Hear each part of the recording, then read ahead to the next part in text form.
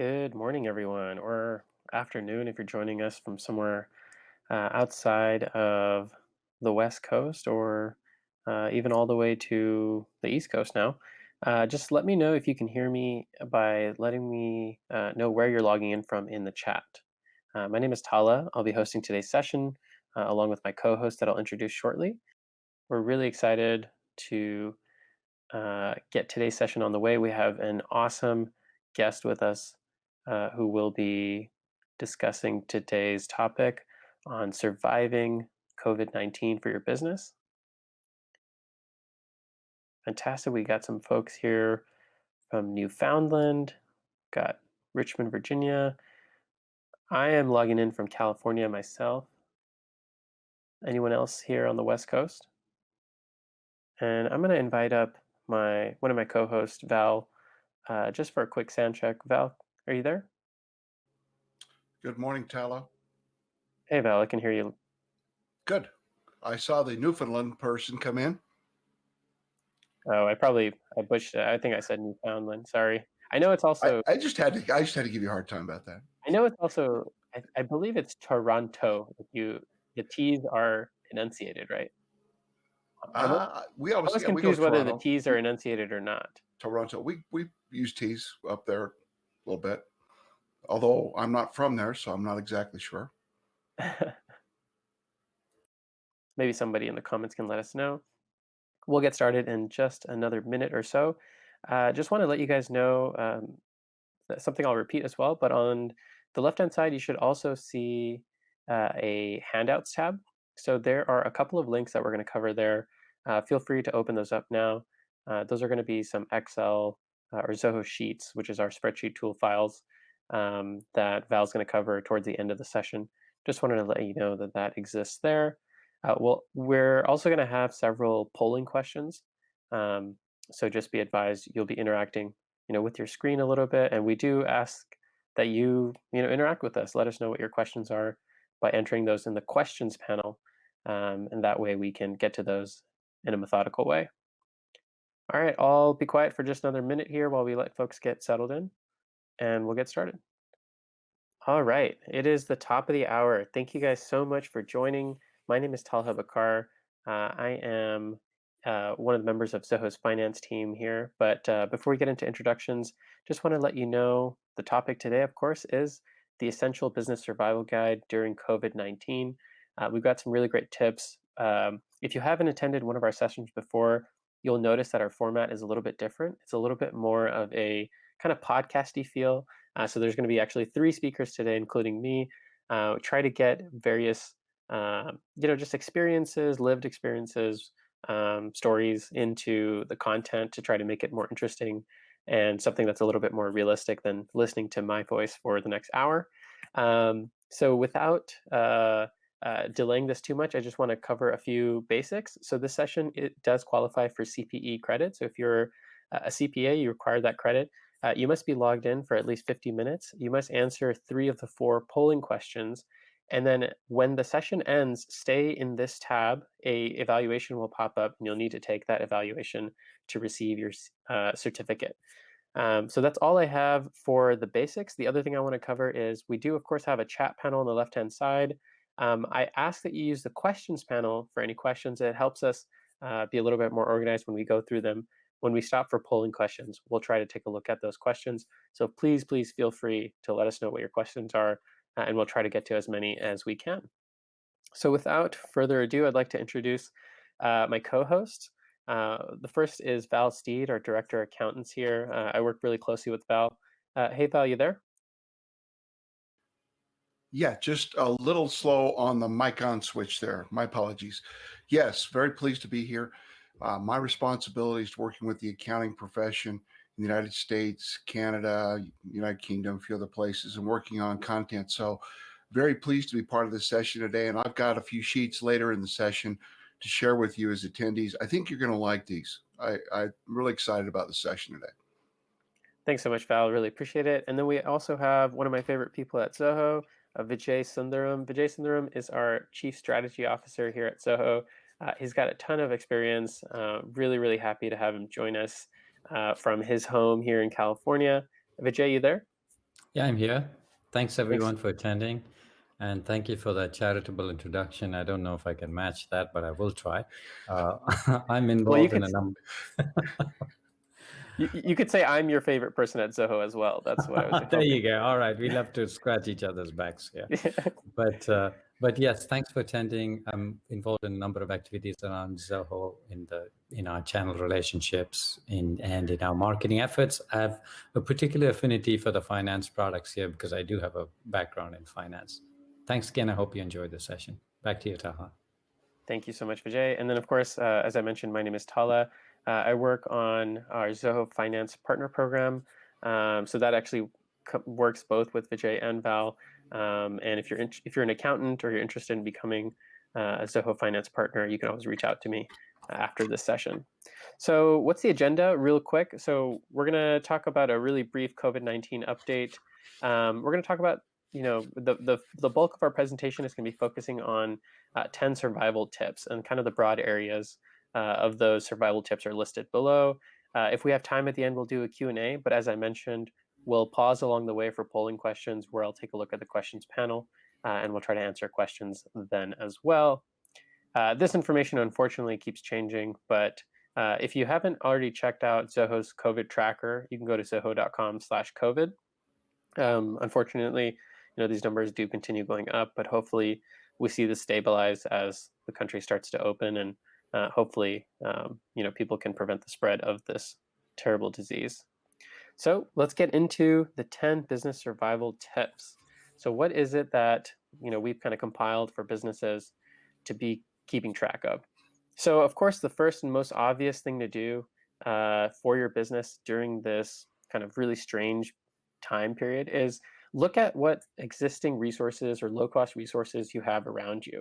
So if you find that you're considered one of those quote-unquote non-essential businesses, and you had a significant drop, and now that you're opening back up, you'd like to attract those customers back, what are some things you can do? One of the easiest things that a lot of businesses can do is to start creating email lists based on existing customer data that they already have. There's actually tons and tons of contact information that most businesses have inside their accounting system, inside maybe if you're using a CRM system or some other tool that you've used to interact with your customers. And you can compile all of those resources together and start reaching out to existing customers, because we know that those are the ones most likely to frequent your business as well. Another Tyler, really let me add on one thing there, Yeah, Tyler. of One of course. the things that we found in my prior business at K2 Enterprises, we found the best way to increase your open rate on email marketing is to add a value, add a content, add something that's of interest and value to the person receiving the email. So then they'll also see kind of what you're trying to offer. Also, that type of email marketing will often also dodge a lot of the blocking tools, just because it's not seen as completely just a marketing ad if it's got a value statement or something of value in there. Often that might be a short little article, or it could be just something else of value. We found that to be a great way to go. No, yeah, absolutely. And just having kind of like what you mentioned, like a personal touch, maybe something related to your local community, something that makes them feel like this isn't just some kind of spam message, Right. really helps. And something for those existing customers could be updating them on what your business is doing differently, right? What are you doing to keep their health in mind, or the services that you're now providing. So we'll talk a little bit more about how you can try to come up with those strategies. But just a really quick ground rule, collect the information that you already have. The second one is that there are a number of tools that you already pay for, or maybe subscriptions that you've had to keep going, and there are resources there that you haven't fully utilized. So of course, if you're a Zoho user, especially if you're a Zoho One user, you'll notice that there are tons of tools that most folks haven't utilized that are super helpful in this day and age. So for example, we've seen a huge increase just in my own usage of our product Zoho Meeting. Applications like Zoho Assist can help for remote support if that's something that's needed for your customers, especially like if you're an accountant and you need to see the customer's desktop. Those tools are there. But it's not only limited to Zoho applications. You might have a subscription for a product that allows you to collect feedback from customers that you hadn't had a chance to do before. You could do something related to the current kind of services or products that you provide, but look into those existing tools that you already pay for, that you don't actually have to get new resources or devote new money to. And then the last one, kind of in that frame, we're going to expound upon this a little bit more when we get to advertising, is actually leveraging social media apps in a kind of more interactive way. I know we talk about social media a lot. Most business owners have some kind of Facebook account, but at least as far as I've seen, most business owners don't really interact with their clients on social media that much. They might have a post here and there, but it's not consistent. Now, this is something that you can start to do in a more interactive way. So it doesn't only have to be Facebook. For example, the local dry cleaners that I go to, I was talking to them, and they were telling me they set up their business on Nextdoor. If you haven't used Nextdoor, it's basically a social media app for your neighborhood. Only the people in your neighborhood can join. Mhm. And so they started manufacturing masks, and so they just let their neighborhood know that, hey, we've got masks. We're open 2 days a week, and Nextdoor got the word out for them.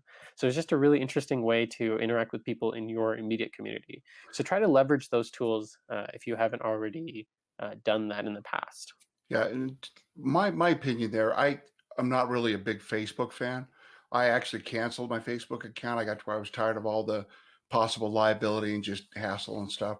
So actually, I have moved the last like 3 or 4 years, moved a lot more heavily towards LinkedIn, and I found LinkedIn to be a pretty strong business community. You're still going to get people trying to spam their way into your connections and do all this type of stuff. But I found it to be fairly powerful.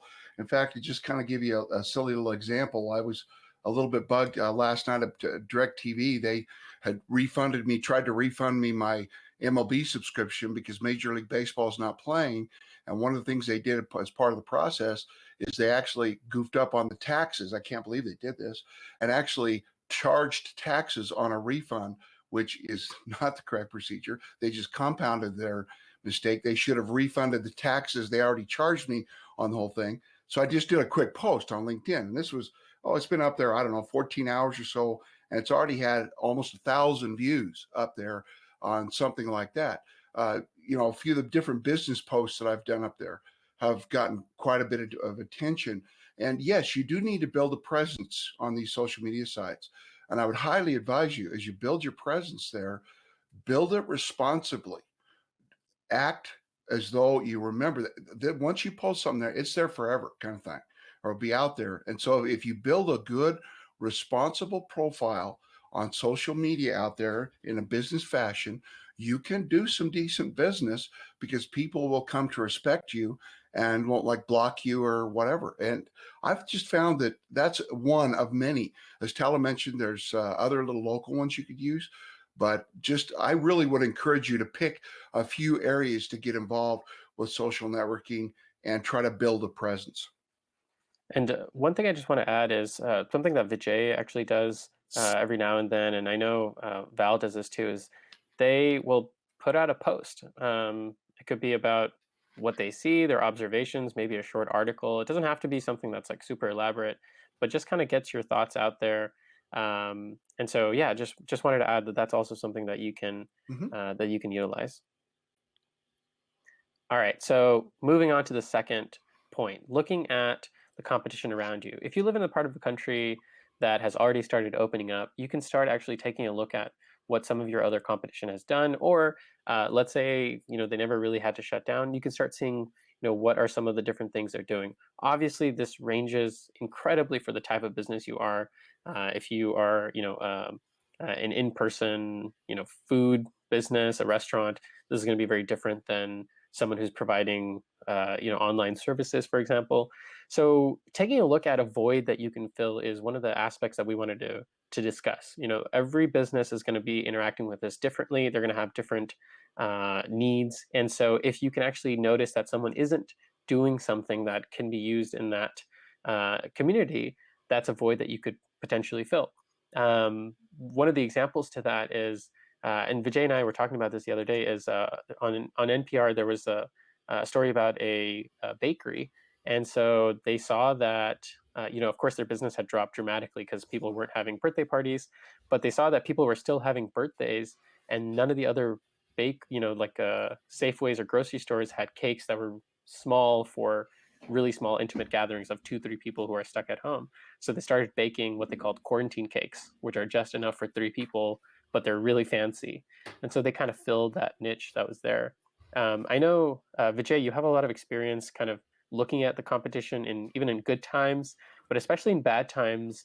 What are some things you're noticing for a company like Zoho that we try to look for when we're looking at our competitors? You know, one of the things I've seen, and this I've seen this across countries, a lot of companies in Sweden tried this too. They would give out vouchers for future purchases. They know that their people do have loyalty.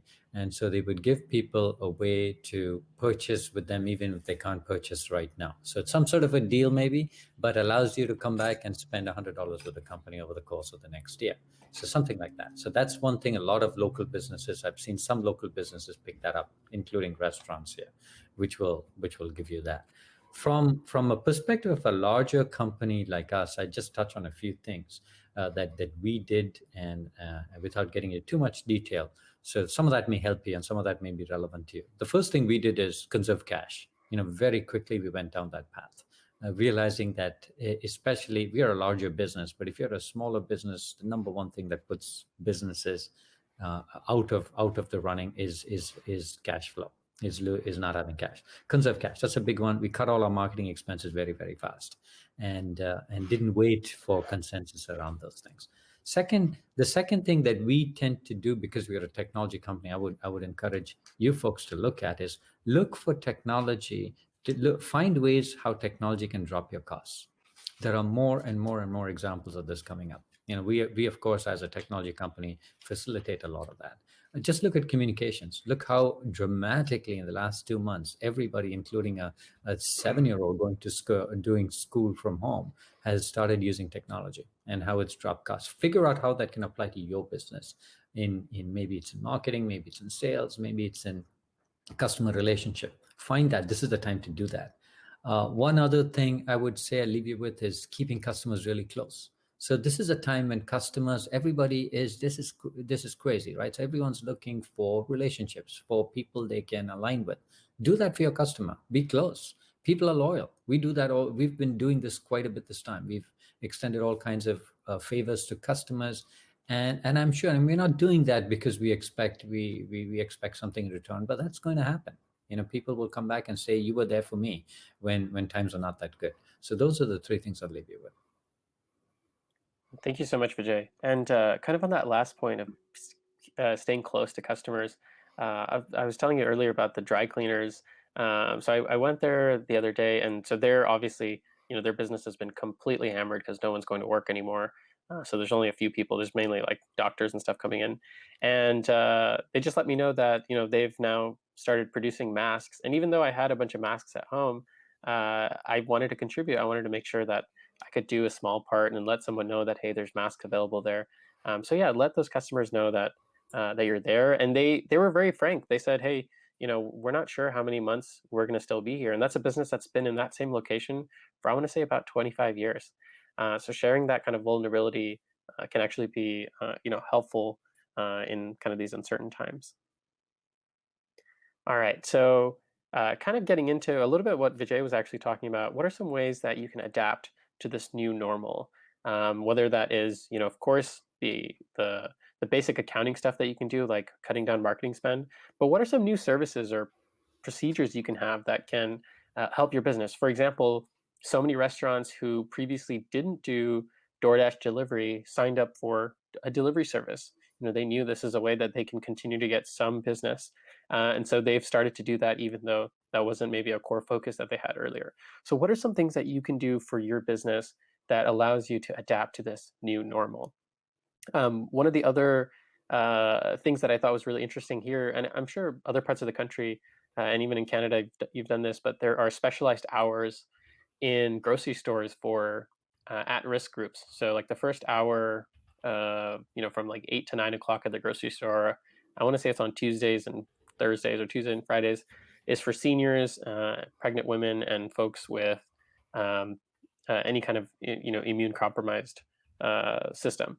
And so that's a way that they can actually bring in a subset of customers that, weren't otherwise able to visit them. So maybe it's a different type of specialized group based on your business.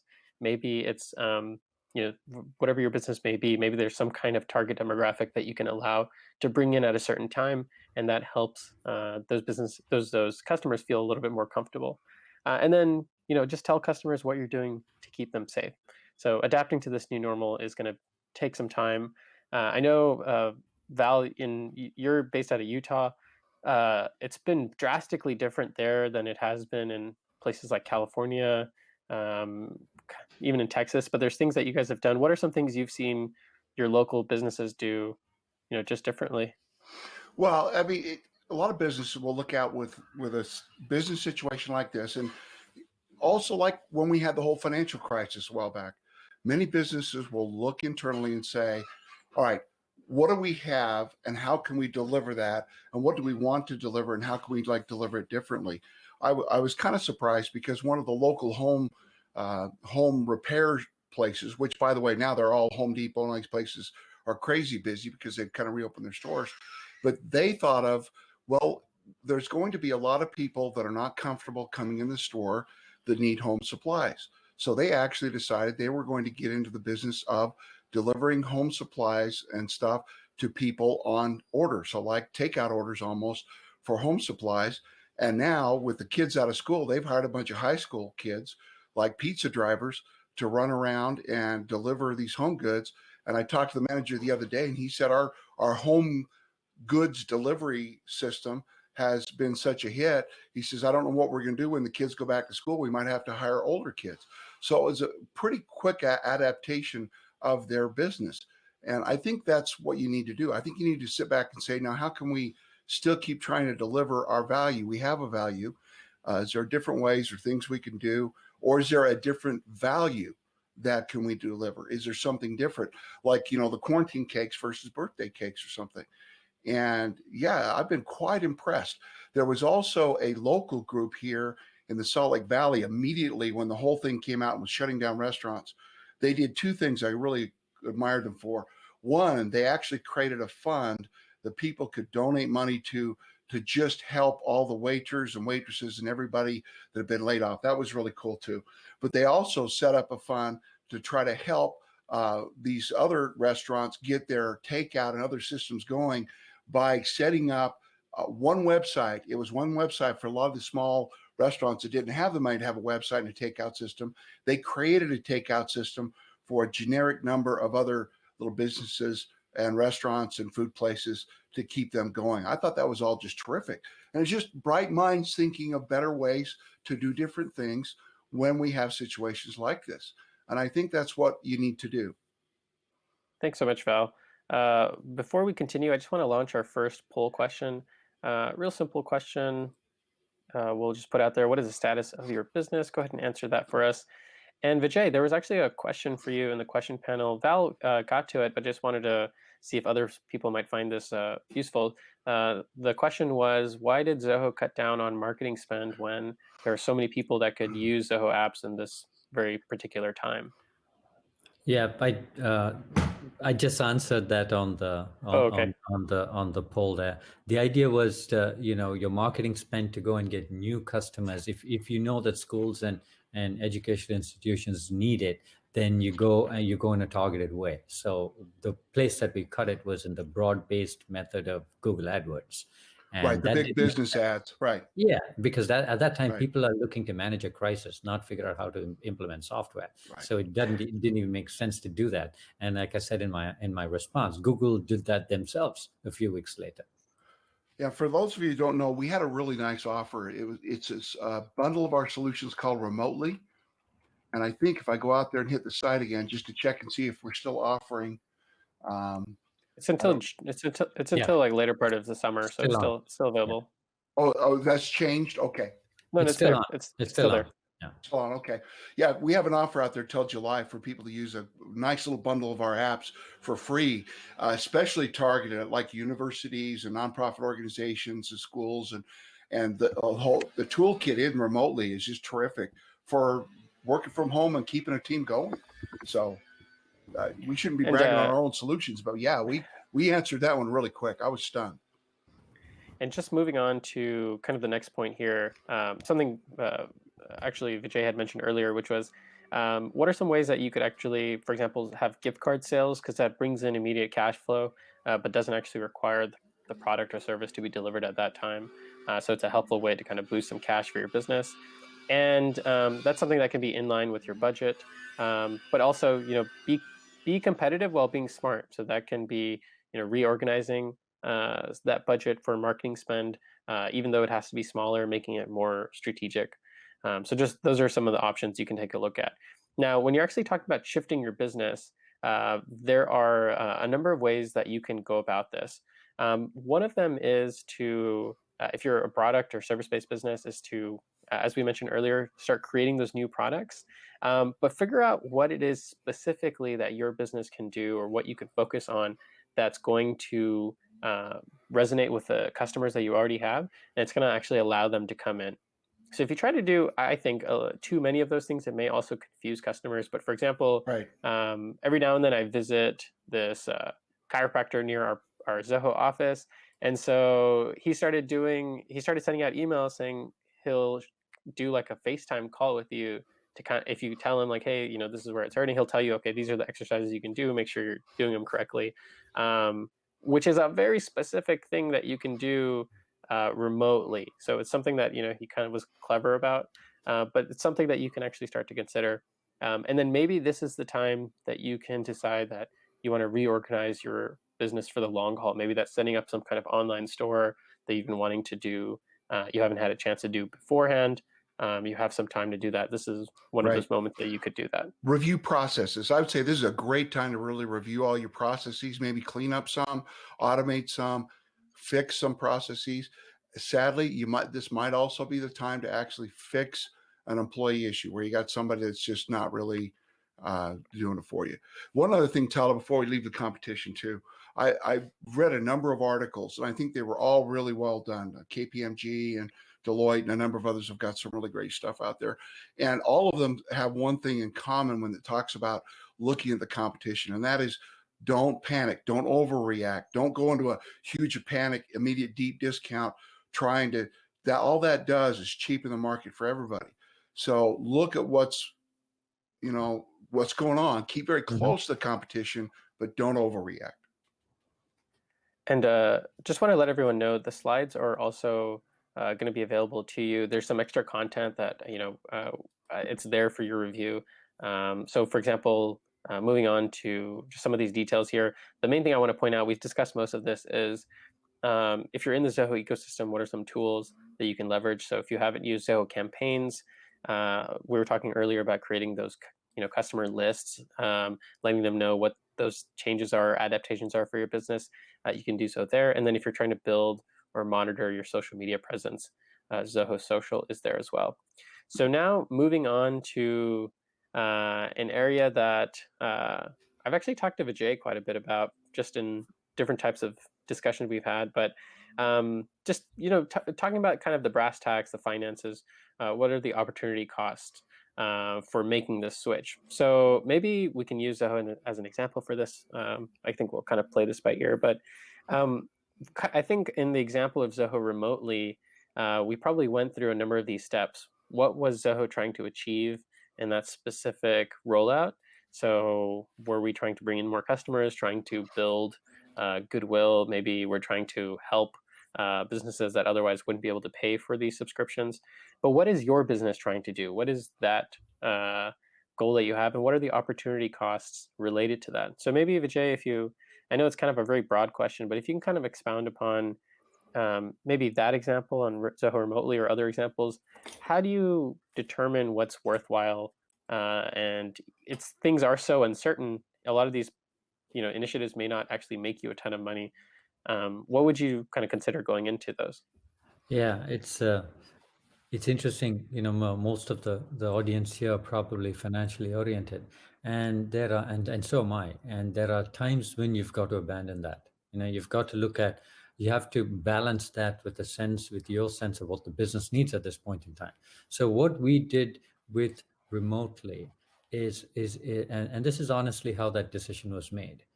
We can provide value to our customers at really not a whole lot of cost to ourselves and just forfeiting not a huge amount of revenue, right? Right. But we can add tremendous more value to people at this time because this is what they need. So it was as simple as that. So the trade-off there was totally worth it because the value we create is a massive multiple of the cost that we invest in it.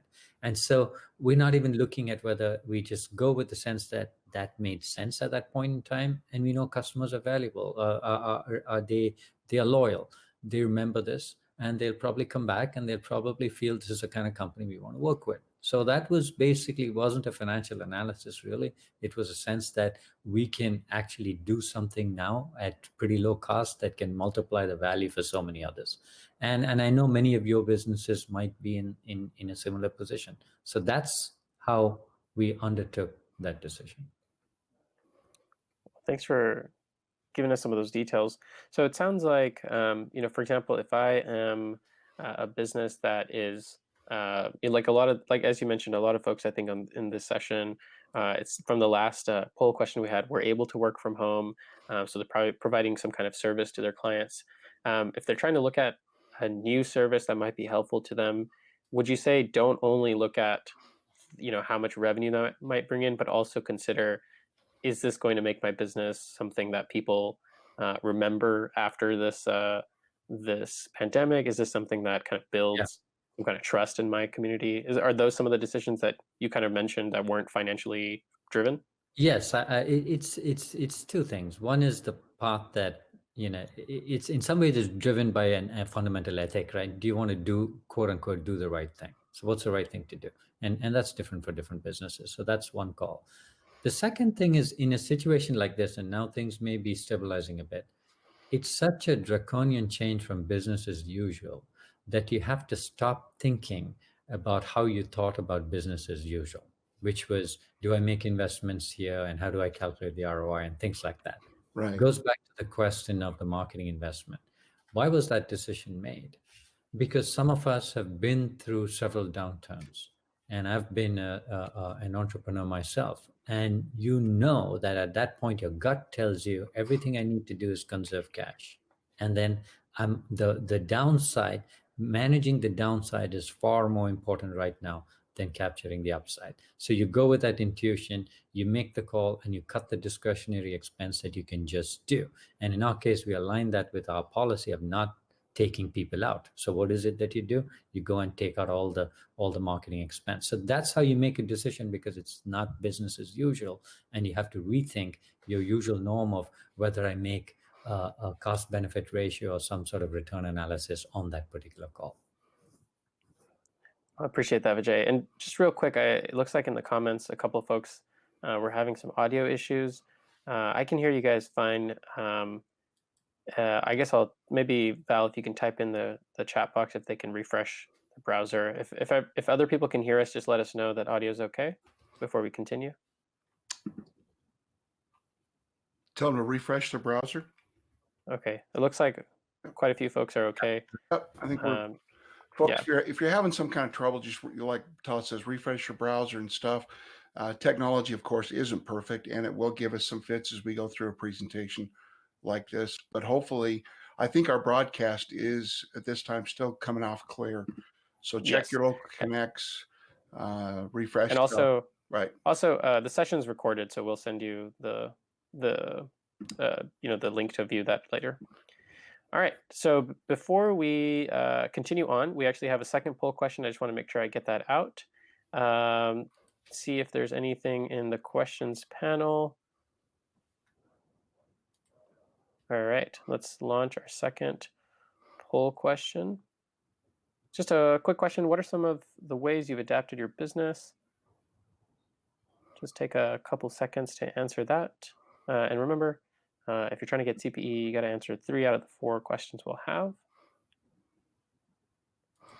Just on a lighter note, Vijay, what have you been doing to, just not be cooped up in the house? Are you doing anything, any new habits or anything?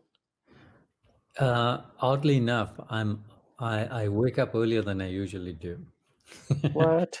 And nobody looks at you, but I shave every morning, just to have a semblance of normality.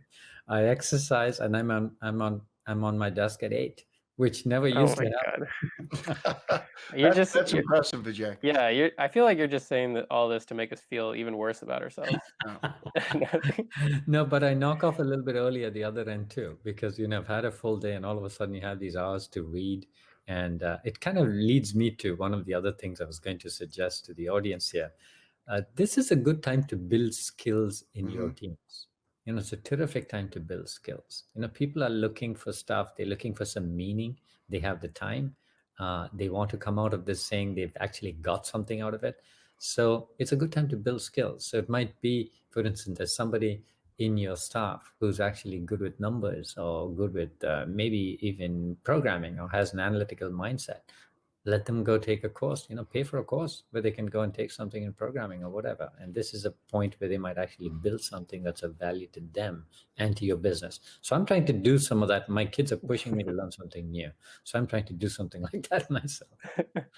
Well, one of the cool things I saw our Austin office doing, I'm not sure if you've joined any of these calls, Vijay, but Yeah. they're doing these sessions where it doesn't even have to be related to a person's actual role at Zoho, but people Yeah. are just teaching whatever they're good at.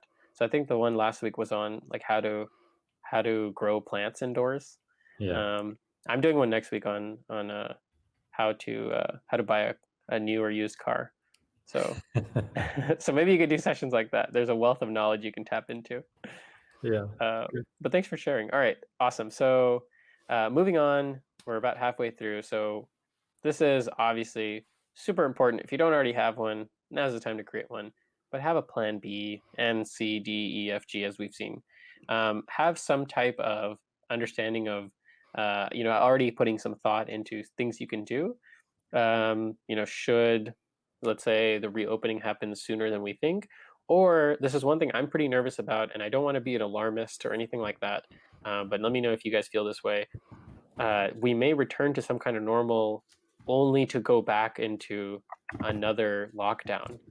And I want people to start thinking about things that they can do, if that were to happen. I'm not saying become a doomsday prepper, but I don't know. I don't know if you guys get that sense.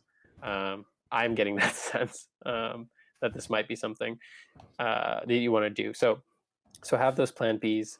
And then situations to think about. So these are kind of interesting because there's actually resources around some of these. So for example, if you have employees that are sick, and if they think that they're sick with the coronavirus, Val, there's actually a specific resource to extend sick leave to those employees, right?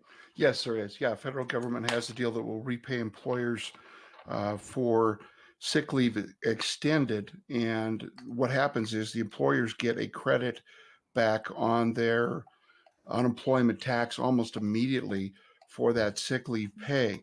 Let me see if I can look it up quickly, Tal. It's like Families First Corona Act, something. Yeah, Yeah. that sounds correct. FFCRA. Yes, that's it. FFCRA, Families First Corona Response Yeah. Act. We're And using ourselves. Yeah. yes, absolutely. And I would encourage any employer to make sure they understand that and have that working for when things happen. Now, myself, I see things a little bit differently, Tal. I think there's a lot of pent up demand. And I actually think now we've let our medical system catch up. Even with, I think, a resurgence of the COVID virus, I don't think we're going into lockdown again. I think we're ready now to handle this better. And I think it will. I think once we start cracking open business, man, I've talked to local businesses that are slowly opening up and they are busy. Things are going. So that's very encouraging for me to see that. No, I'm definitely hoping. I got my fingers crossed that Sure. that's what happens. But just kind of in that idea of having a backup plan, in case some of these scenarios happen. So if an employee gets sick, there are resources there. If for example, you are able to, you have customers, you are able to deliver some goods, but have a backup plan in case there's a high likelihood that shipments get delayed for whatever reason. How are you going to notify those customers? So that they're not the ones letting you know they haven't, for example, received those goods. Maybe come up with some kind of strategies on letting them know that you are on top of it. This goes for other types of delays, whether you're a retail business that's waiting on stuff to arrive, or you're a manufacturer and you need to get some type of raw material. These are things that that you need. And so, for example, I was talking to one of my family members. They have like a really interesting business in Dallas. They actually supply the ink that these really large like printing presses use to print on like plastic bags and to-go bags and things like that. And so they have specifically like the Chick-fil-A red and stuff like that. And so he told me they were really excited that they were getting a lot of new orders because so many people needed takeout bags now. But there were specific things that they couldn't get. For example, they couldn't get like the buckets that they need to actually send it out to. So there are a number of things that you have to consider. So you've got to come up with kind of backup plans for those as well. What's another supplier that you can order from to ensure that you can kind of complete that delivery? So those are some things to start considering, even if you don't have that problem right now. It's something that you'd want to see handled in case that arises. And then, of course, we talked about earlier government mandated closures. But if if your business has to be closed, or if your business has to handle certain types of requirements, like they can only allow a certain number of people in the store, how are you going to handle those? How are you going to manage that? Are you going to need someone on your team to actually be devoted to that? What do those plans look like? And some counties are actually requiring businesses to file plans in case of emergencies with their county health department. So even if you don't have to do that, just a smart thing to have. What do you do if one of your employees does get coronavirus? How do you make sure the rest of your team is able to get tested or healthy? So there's some things to consider there. Moving on to kind of getting into the kind of nitty gritty or the finance related things. So what are some short and long-term planning you can do? So Val, I know we're kind of going to talk about budgets a little bit, of course, the cash flow statement, but what would you say a business should do in terms of creating short and long-term plans, whether it's financial plans, but also kind of strategic plans? Well, I think it's real important, and we're going to come up on cash flow forecasting here, which I think is just terribly, terribly important to at least be doing something and learning. And what happens is you'll learn a lot about your own business when you actually start trying to project and comparing actuals to projections. I think that's the process that really needs to be there. And that's where you're going to do most of your learning from your business, especially in a time like right now. I don't care who you are. Everybody is guessing at numbers now, and you're going to be wrong. But at least by guessing and trying and budgeting and trying to, lay out some numbers to meet, at least what that lets you know is what's really happening in your business. Too many business owners, especially small business owners, just fly by the seat of their pants and say, okay, well, the only thing they'll really look at is your traditional financial statements, a balance sheet and income statement, which are historical. So the problem is you're running a business by looking in the rearview mirror. You're looking at what happened at all times. So getting into the world of forward budgeting and forecasting, especially as we'll come upon some cash ideas here in a minute, that's critical, I think, for you to learn more about your market and your business and be able to make adjustments based on what's really happening. And appreciate that. And so one of the things that you can do and the tools you can utilize are, for example, an app like Zoho Analytics or another kind of business intelligence tool. So I know, Vijay, you probably spend a ton of time in analytics, right? Can you just tell people real quickly kind of what it is, what they can do, and how it would be a useful tool for even a smaller company that doesn't feel like they need an entire reporting application? Mm-hmm. Yeah, I use this tool a lot because it gives me a pulse on the business, and in a way that I would like to see it. So essentially, it's an analytics platform. People use the term business intelligence for it, and there are several such products in the market. So Zoho Analytics is a good one. And what it does is it works with a lot of backend databases. So think of it as you have very disparate systems which have your data. Maybe it's in your CRM, maybe it's in your invoicing system, and so on. And you want to pull them all together and provide these really easy to use and visible dashboards. And I tend to use ones that metrics that I have sometimes created on my own. I'm responsible for our channel program, so I'm constantly looking at what are the metrics that tell me how that program is doing. So it might be things like customers that dropped That's more interesting to me, because then I know where to pinpoint issues.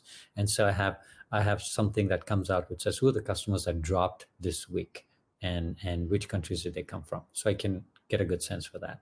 Our CEO Sridhar is very people oriented, so he has things which his dashboard, I've looked at it, and he has his number one thing on his dashboard is attrition of our people.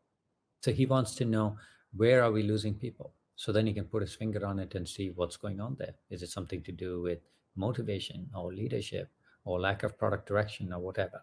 So that's what he looks at. That's not something a normal financial or reporting system might give you, but that's the pulse he wants to track. Where am I losing people? How is that trend over time? So I've seen his chart. It shows attrition by major groups in the company over time. And as soon as he sees a kink in that, in either direction, he's on it. So that's the value of this. You can use regular reporting mechanisms and tools and metrics that people present off the shelf. But when you have a product like this, you can create your own. And over time, you find the ones that matter to your business. Well, that's really interesting. I didn't know. So it's like employees lost. Yeah. That's the Sridhar's metric. So that's the one. Yeah, I sit right next to him, right? So I see his thing. That's what he looks at every day. He looks at what's the attrition rate this week, and why is it different? And but just in case people don't know, Zoho overall, as far as I know, has like one of the lowest attrition rates in the industry, right? It's as far as we don't typically have people in a revolving door. At least the people I've worked with have been here for almost the entire time I've been here. Yeah, I mean, we do lose people, but you're right. We do tend to have it lower than what it is in the technology industry, where attrition is usually high, because people on skills on demand. But but that's, to him, it's not just how we are doing.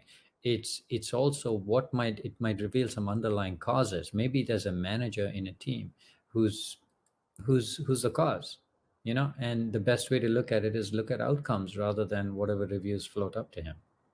Right. And somebody just pointed out in the question panel, thank you so much for doing that, is that the COVID tracker, zoho.com/COVID, that whole thing is built in analytics. Yes, that's right. That's good for pointing that out. Yeah, they put that Yeah. together in like a day and a half or two. No, it's pretty amazing, and it's updated.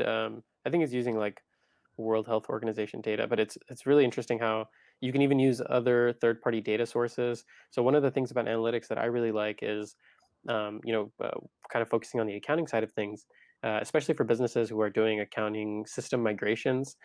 They use analytics as a tool to put in historical data. So if that's something that you maybe experience, you went through an accounting migration, but you don't necessarily have some of that old data you'd like to see, you can bring that into a tool like analytics, and then you can run blended reports there that show your current data as well as what you have from, for example, QuickBooks Online or desktop, or it doesn't have to be an accounting system. It can be a CRM application. It can be any kind of data source, as Vijay was kind of telling us there. So thanks so much for that detail.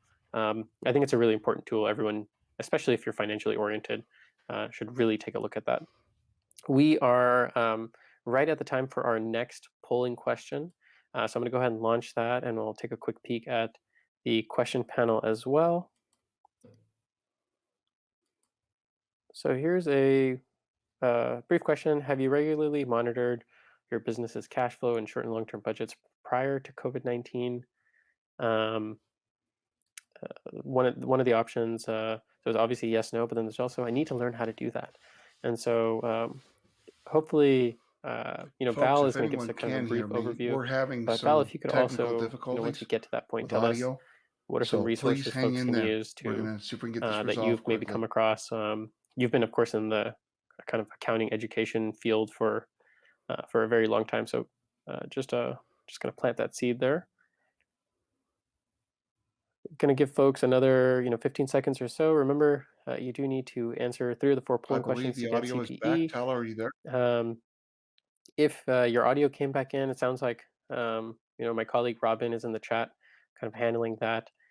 You will receive the link to the recording. So if you have any questions about things that you missed, you can actually go back and watch that. And we apologize for some of those glitches. All right, so I'm going to go ahead and I'm just going to show this result to everyone just to give people a sense. So actually 61% said yes, under 10% said no, and then a good number of people, we're at 11 votes now, said I need to learn how to do that.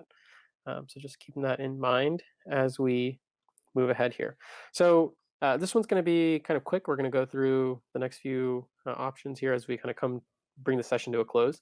But communication. So communication works in a number of ways. One is obviously communicating with your customers. We've been talking about that in a bunch of different ways. So I think you've kind of got a sense of that. One of those ways that I actually don't see enough businesses doing is just updating their website, like the homepage of their website.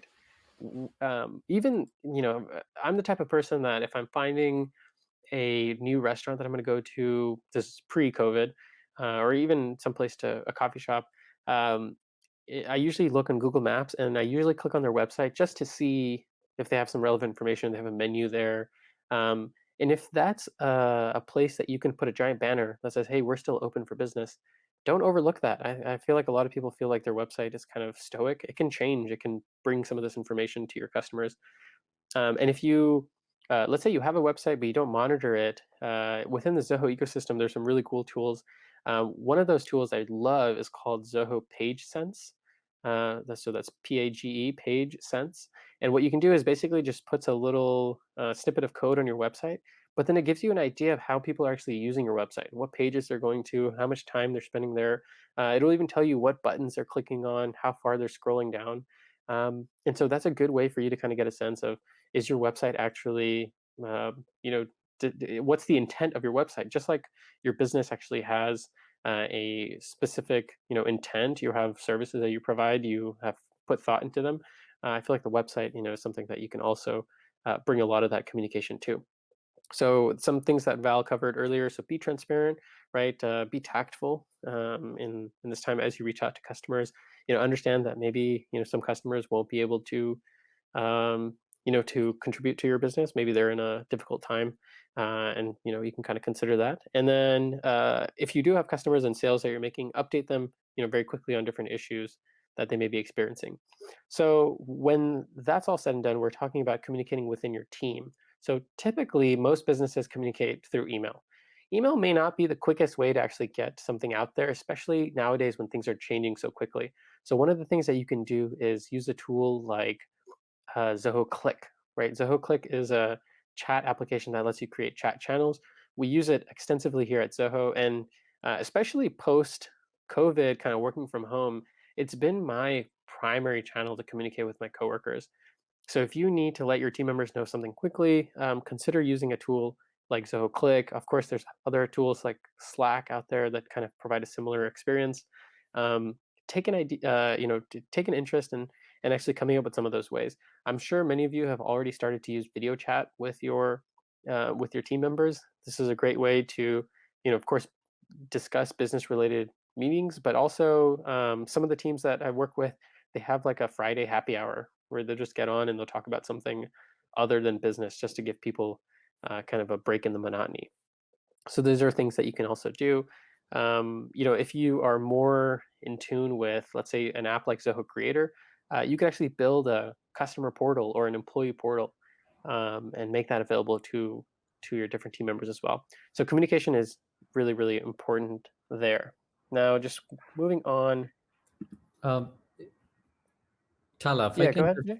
if I can jump in for a minute here. Of course. I wanted to underscore the point you made about chat software and messaging software, to put it in a broader category. So we do have a product in that area called Click, and it's fundamental. It's been actually fundamental to the culture of how this company has evolved. And let me explain that in a minute. All of us are working at home. Many of my friends are also in various positions, many of them in senior positions in companies across the globe. And they all tell me that they're completely overwhelmed with the number of hours of meetings that they have every day, all on Zoom or on some video conferencing software, where they're always on and they're with teams morning till evening. Time and again, I hear my colleagues, my friends tell me this. They start in the morning and by 7, 6 in the evening, they're completely spent. And I tell them I don't have that experience because we have a culture that doesn't put us into face-to-face meetings. Before COVID, we weren't sitting in meeting rooms all the time. And one of the reasons we don't have that is because we have these kinds of tools.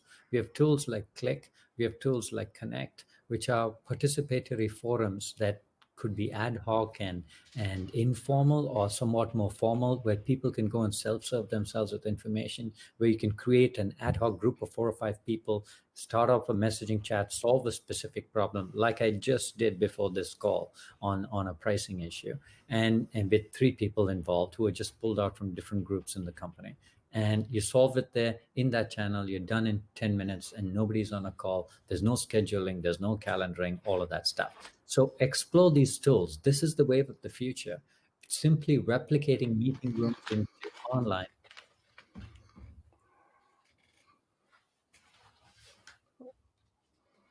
Sorry.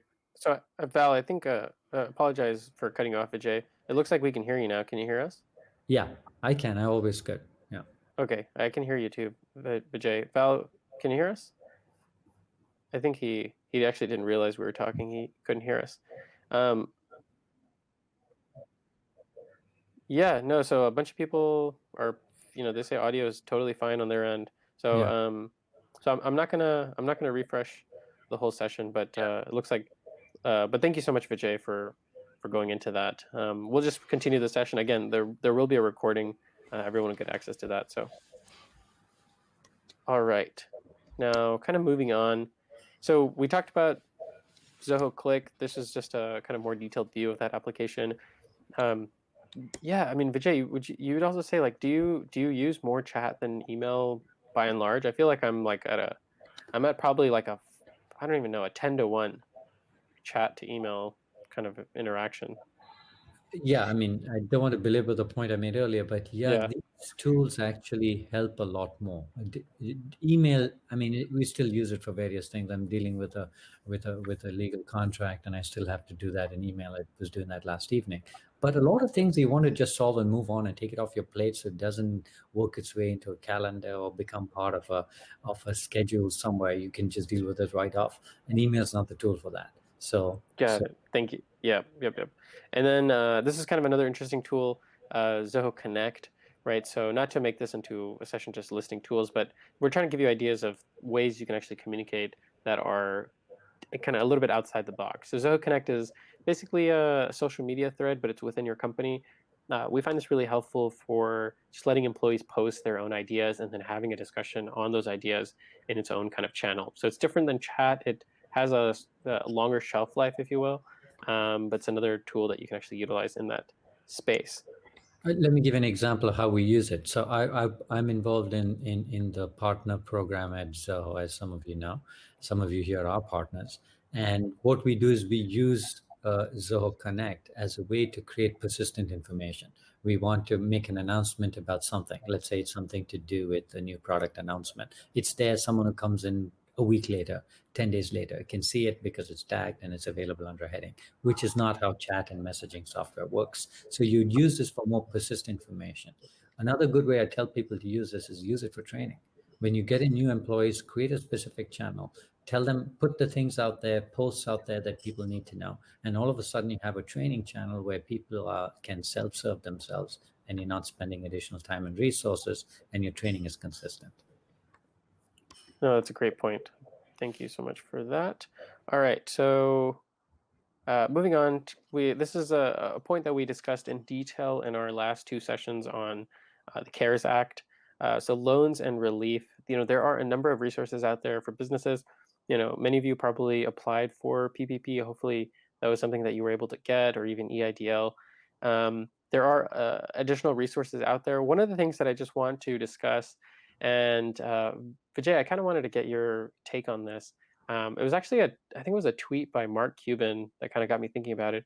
He was saying, there's all these loan kind of opportunities for small businesses out there, but for the businesses that are going to go under, which is a sobering reality, they're going to be stuck with paying back some of these loans, especially if, let's say they're a sole proprietorship or some kind of structure. And we'll talk about this in just a second. We're running out of time here. But yeah, what is that? Would you say, is that something to be cautious about in terms of taking on more debt in a time like this, especially if you're not sure what the future holds? Well, just to get to it quickly, if you take the PPP, that's one of the programs that's been announced, right? A lot of those loans are forgivable. So if you're a small business, the loans have been constructed to be forgivable as long as you use it in a certain type of way, which I feel is a little bit too restrictive, but they've started to loosen that up. If you're a larger business, mid-sized business, then what you say is more applicable. That's a separate program administered by the Fed, where the minimum loan is, I think, $500,000. There, Right. what you're saying applies a lot more because you're taking on debt, which needs to be repaid. Got it. Thank you for covering that. So there's a couple different options here. I'd like to jump a little forward because this is really important. I'm not actually sure if Val is in the session. Val, feel free to jump in if you can hear. But Val put together some really great tools for cash flow analysis.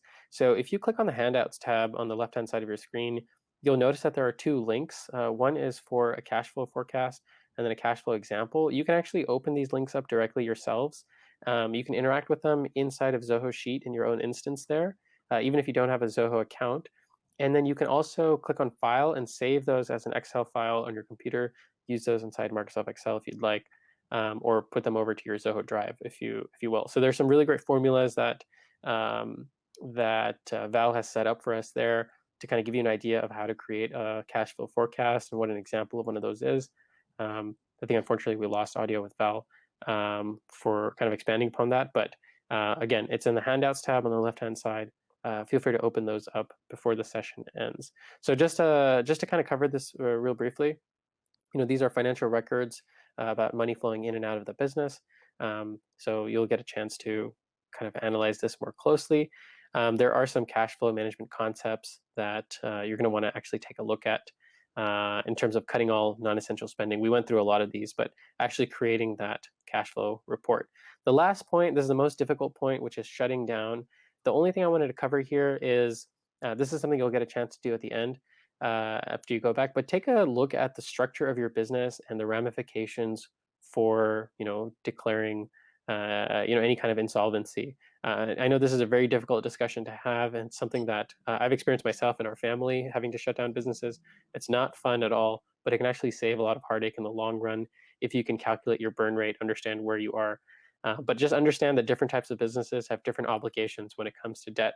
You want to make sure that you know exactly what your obligations are. And that really brings us to the end of our session. What I'd like to do is just launch our last poll question. I apologize, we had to rush a little bit at the end. There is going to be a recording that's sent out. Please stay in this tab to take the evaluation once I close the session.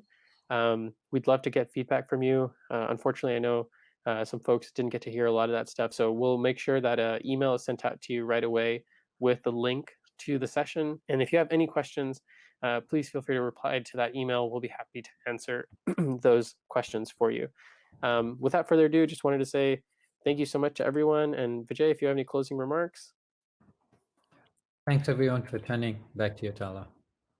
Appreciate it, Vijay. Alrighty, I'm going to go ahead and end this. Again, please go ahead and take that evaluation. Just let us know how we're doing, and we'll be sending out CPE certificates this afternoon as well. All right, thanks so much, and have a great rest of your day, great rest of your week. Take care.